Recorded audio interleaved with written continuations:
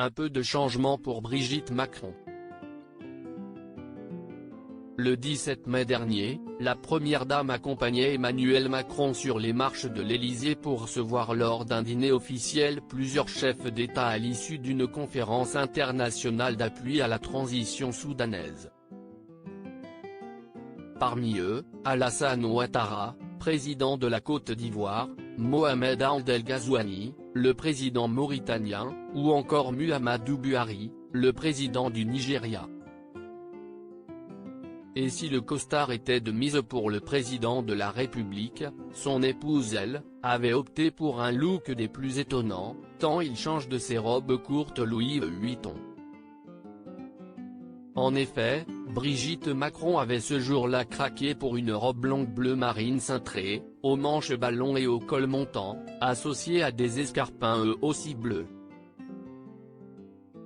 Côté bijoux, exit les bracelets manchettes, la première dame avait opté pour des boucles d'oreilles pendantes esprit art déco toutefois très discrètes, tandis que pour la coiffure, elle avait troqué son indémodable carré blanc pour un chignon banane.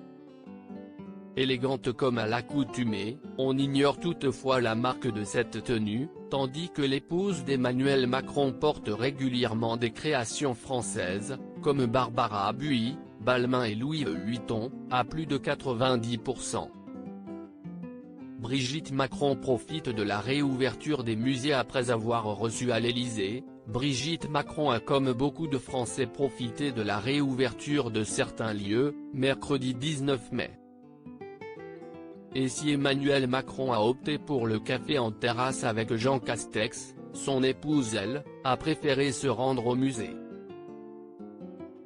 En effet, elle est allée au centre Pompidou, situé dans le 4e arrondissement de Paris et a visité Elles font l'abstraction, une exposition à voir jusqu'au 23 août prochain et qui ambitionne d'écrire l'histoire des apports des artistes femmes à l'abstraction à travers 106 artistes et plus de 500 œuvres datées des années 1860 aux années 1980, et ce avant de se rendre à la Bourse de commerce, récemment réhabilitée par François-Henri Pinault qui y expose sa collection d'art contemporain.